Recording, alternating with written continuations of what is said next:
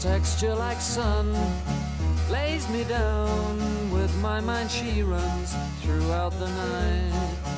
Hi, I'm John. I'm a chemistry graduate student at UCLA, and now in this video we're going to be going over some chemistry topics. Hope you find this useful, and good luck in your course. Now, there are three more non-covalent interactions that we're going to talk about here. These are ion-dipole attractive interactions, cation pi, and pi stacking.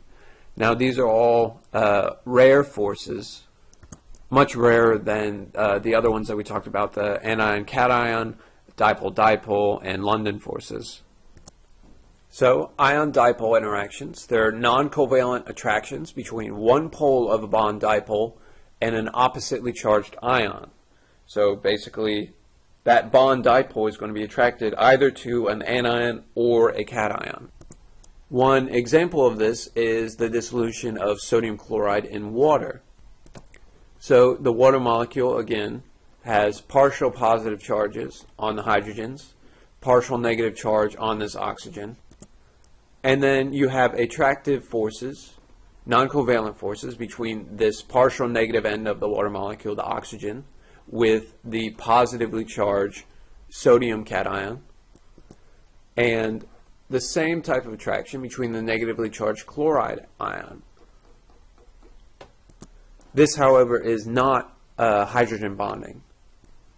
It's simply the pole of one of the dipole and an ion. Cation pi interactions are attractive forces between a cation and a pi electron cloud. Usually this can be from the pi electron cloud of an aromatic ring, but doesn't necessarily have to. So, for example, consider benzene. If we were to take this aromatic molecule and look at it from the side, we know that the pi electron clouds lie above and below the plane of the ring. And this negative electron charge density is then attracted to positively charged ions, cations, such as, for example, potassium. Now, this type of interaction is usually pretty important in some enzyme substrate binding reactions in biology. But other than that, again, it's considered a rare force. It's not nearly as common as some of the other ones. And then finally, pi stacking. So this is an attractive force between two aromatic rings. So this attraction occurs when two pi electron clouds of different molecules become distorted, and they result in a weak attraction. So for example, two benzene rings. And this time I just drew it on its side, showing just part of it, just the C double bond C bond. So when the pi electron cloud of one benzene ring becomes attracted to that of another, its electrons shift away from the other molecule. And that's obviously because negative charges repel each other. So this results in a positive dipole on one side of the pi electron cloud, which subsequently attracts the electrons of the second benzene. So this creates a new dipole which attracts the electron cloud from the pi bond of the second benzene. So now we're going to describe basically a roadmap to determine which molecular forces are at work, or which non-covalent attractive molecular forces are present, the strength of which can then help you look at and compare physical properties of those different compounds. So the first thing that you ask is, what is the difference in electronegativity between your two species? So if it's large, if it's 1.8 to 3.3, referring back to the chart that we had earlier in the video, these are slightly or to highly ionic bonds. In this case, the attractive forces are going to be ionic. So this, again, the strong anion-cation attractive interactions. On the other hand, if it's small, if it's 0 to about 0.4, these are non-polar covalent bonds between species. And so in this case, London forces are going to be contributing to the non-covalent molecular forces. And then finally, if you look in the middle, 0.5 to 1.7, these are polar covalent bonds. And you have to ask yourself, does the molecule have polar forces on the atoms? And so this is basically, do you have areas of partial positive charge, areas of partial negative charge? If no, then the molecule probably just has only London forces.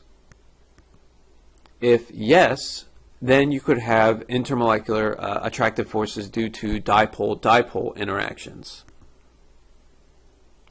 If the dipole-dipole molecule has a hydrogen bond acceptor and donor, so a lone pair and any small neutral atom or ion, the bond could also experience the attractive forces of hydrogen bonding. And so in that case, that example would be the attractive interaction between water molecules. So this is obviously not a full, complete, exhaustive explanation of how you can determine exactly which non-covalent molecular forces are present in your system, but it's at least a good start to determine and differentiate between the weaker London forces, dipole-dipole in the middle, and then the strong, attractive electrostatic interaction. So now let's talk about one consequence or application of non-covalent interactions. So we've talked about before extensively boiling point, but solubility also falls under this umbrella. So solubility occurs when the attractive forces between the molecules of two substances are greater than the attractive forces among the molecules of each pure substance. So let's consider two substances, A and B. If these guys are insoluble with one another, then you see two phases occur. So all AA and BB attractions outweigh or are stronger than AB attractions. So that's shown here. The interactions, the attractive forces between A molecules and B molecules are much stronger in their isolated or pure forms than the interaction between A and B. When A and B are soluble with one another, then you would just get one phase, and all of the AB attractions are going to outweigh all AA and BB attractions. So in general, solubility of two substances increases as the strength and quantity of the attractive forces between those two separate species increases. Now, one point about boiling point versus solubility. So boiling point and solubility are both controlled by the same group of non-covalent forces. So anion, cation, dipole-dipole, hydrogen bonding, London forces, etc. When considering boiling point, we're thinking about evaporation in a pure substance. And so we think about the nature and strength of attractive forces between molecules of the substance with more molecules of the same substance. Solubility is a bit more complex, and so it involves a competition between the attractive forces of the stuff that's being dissolved and the attractive forces of basically the stuff that's doing the dissolving.